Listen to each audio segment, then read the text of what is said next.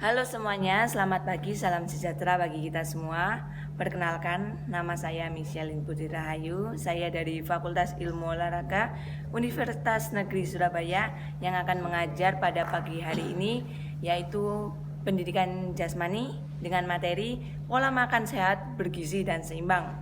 Oke, langsung saja materi pada hari ini, yaitu yang pertama, hubungan antara makanan dan kesehatan. Tubuh memperoleh zat gizi dalam bentuk makanan, baik yang berasal dari tumbuh-tumbuhan maupun dari hewan.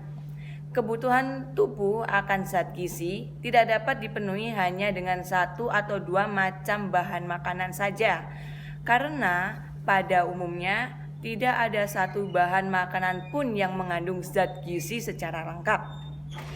Kemudian zat gizi makanan antara lain hidrat arang atau karbohidrat, lemak, protein, mineral, dan garam-garam, vitamin, dan air. Kemudian kita masuk dalam klasifikasi zat gizi. Apa saja klasifikasi zat gizi? Yang pertama, protein terutama terdapat di dalam jaringan otot gerak jantung, alat-alat yang mengandung otot polos, kulit, dan sel darah merah. Kemudian zat lemak terdapat di bawah kulit, di sekitar jaringan otot, juga di dalam dinding rongga-rongga badan, serta jaringan syaraf dan otak.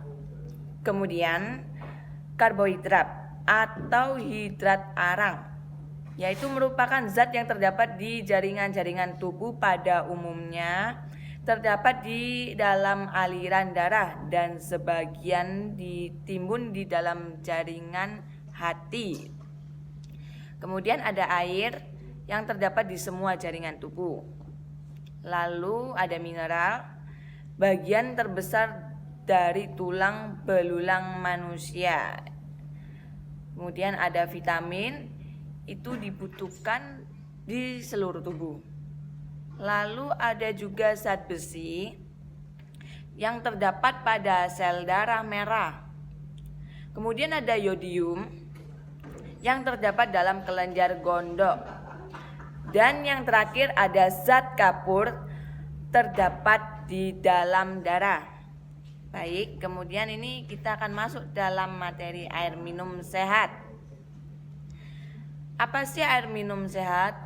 Air minum sehat itu adalah air minum yang cukup mengandung mineral yang dibutuhkan tubuh. Air minum sehat juga merupakan air minum yang bebas dari bibit penyakit dan racun. Ya, berikut akan dijabarkan beberapa syarat air bersih dan sehat. Yang pertama, harus jernih, tak berwarna, tak berbau, dan tak berasa. Tak berasa ini yang dimaksud adalah rasa asin, rasa manis, rasa pahit, atau getir. Atau juga disebut air yang mengandung persyaratan fisis. Kemudian yang kedua, tidak mengandung zat yang membahayakan kesehatan. Apa sih yang tidak membahayakan kesehatan? Yaitu seperti zat tembaga, zat seng, zat racun, dan alkohol. Kemudian yang ketiga, disebut air yang memenuhi persyaratan kemis atau kimiawi. Kemudian yang kelima, maksud saya yang keempat, tidak mengandung benih-benih penyakit, misalnya penyakit tipes dan disentri. Kemudian yang terakhir 5, cukup mengandung mineral yang dibutuhkan oleh tubuh. Yaitu tadi pembahasan tentang air minum sehat. Sekarang kita akan masuk dalam gangguan kesehatan akibat gizi yang kurang sempurna. Apa saja sih gangguan kesehatan akibat gizi yang kurang sempurna? Yang pertama, kekurangan protein akan menyebabkan penyakit busung lapar. Kemudian yang kedua, kekurangan vitamin mengakibatkan kerusakan mata. Yang ketiga, kekurangan vitamin B mengakibatkan penyakit beri-beri.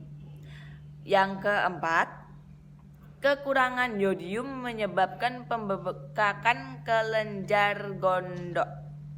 Yang kelima, kekurangan zat kapur mengganggu pertumbuhan tulang dan gigi. Dan yang terakhir, keenam, kekurangan karbohidrat menurunkan kekuatan daya gerak. Ya, kekurangan sempurnaan gizi di dalam makanan jika berlangsung dalam jangka waktu yang cukup lama akan mengganggu pertumbuhan dan menurunkan daya tahan tubuh, serta menurunkan imunitas tubuh sehingga penyakit lebih mudah masuk ke dalam tubuh. Itu tadi adalah gangguan kesehatan akibat gizi yang kurang sempurna. Selanjutnya kita akan bahas tentang gizi seimbang. Gizi seimbang adalah susunan seimbang yang dapat memberikan 1. Cukup kalori atau energi guna untuk memenuhi pengeluaran energi setiap hari. Kemudian yang kedua, cukup protein gunanya untuk memenuhi keperluan tubuh untuk pertumbuhan. Yang ketiga, cukup lemak guna keperluan tubuh akan asam lemak tak jenuh dan untuk menggunakan vitamin-vitamin yang larut dalam lemak. Kemudian yang keempat yaitu cukup vitamin dan mineral, ya. Lalu menu yang seimbang ini lazim disebut sebagai hidangan 4 sehat 5 sempurna. Apa saja sih 4 sehat 5 sempurna? Yang pertama, makanan pokok atau sumber hidrat arang. Kemudian kedua, lauk pauk, sumber protein dan lemak.